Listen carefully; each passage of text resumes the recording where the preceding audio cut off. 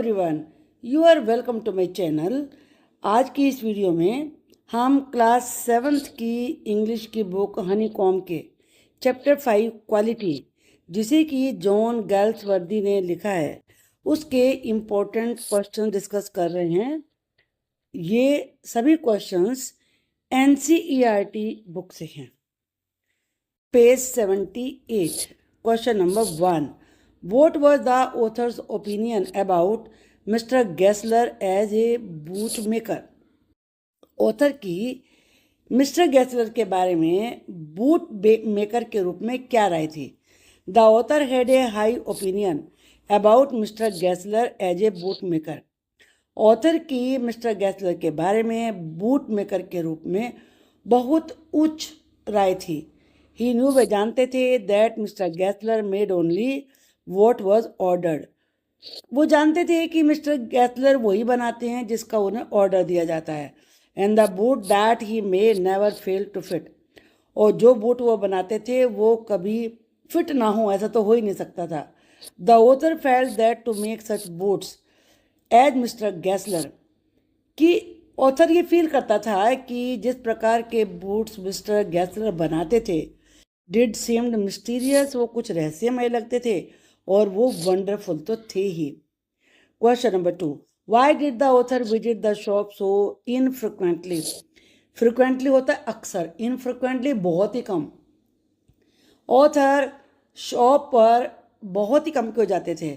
The author visited the shop so infrequently because the boots made by Mister Gessler lasted for a long time, क्योंकि जो boot mister गैसलर बनाते थे वो बहुत लंबे समय तक चलते थे, इसलिए दोबारा जाने की जरूरत ही नहीं पड़ती थी। What was the effect on Mr. Gessler of the author's remark about a certain pair of boots? Mister Gessler के ऊपर ऑथर के उस रिमार्क का क्या असर हुआ जो उन्होंने एक अलग ही तरीके के बूट्स के पेयर में कहा था।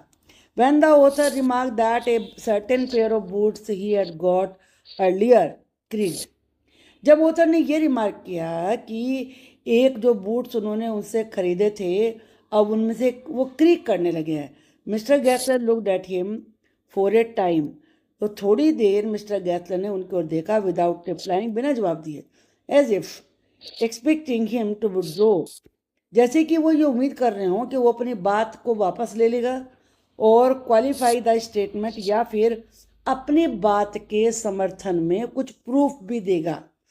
देन ही सेड, तब उन्होंने कहा, that the shoes should not have creaked, कि शूज क्रीक नहीं होने चाहिए।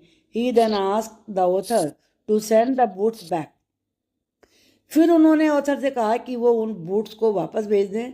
And if he could do nothing of them, और अगर वो उनमें कुछ नहीं कर सका, he would take them off his bill, तो वो उन्हें उनके बिल से हटा देगा। What was Mr. Gessler's complaint against big firms?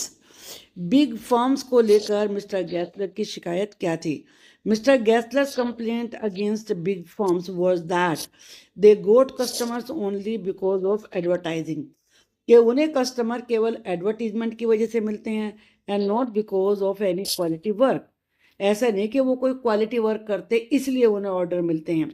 Mister Gessler who loved his job, Mister Gessler जिसे कि अपना ये काम बहुत ही प्रिय था, and who used to make good quality boots, और जो कि अच्छी क्वालिटी के बूट्स बनाया करते थे, हैड वेरी लिटिल वर्क, उनके पास तो बहुत ही कम काम था, because people preferred the big firms, क्योंकि लोगों को बड़ी बड़ी फर्म ही ज़्यादा पसंद आती थी। Y did the author order so many pairs of boots? Author ने इतने सारे बूट्स के पेयर का ऑर्डर क्यों दिया? Did he really need them, क्या उसे सचमुच ही उनकी जरूरत थी? द ऑथर न्यू, ऑथर जानता था, that Mister Gessler made good quality boots, कि मिस्टर गैसलर बड़ी अच्छी क्वालिटी के बूट्स बनाते हैं। Every single pair of boots was good enough to last a long time, और हर पेयर इतना अच्छा होता था कि बहुत लंबे समय चलता था। He came to know from Mister Gessler himself, उसे ये बात खुद मिस्टर गैसलर से पता चली थी, that in spite of his love for his job, कि उसे अपने काम से बहुत प्यार है, फिर भी he could not get much work, उन्हें ज़्यादा काम नहीं मिलता था। This was because people preferred buying boot from big firm.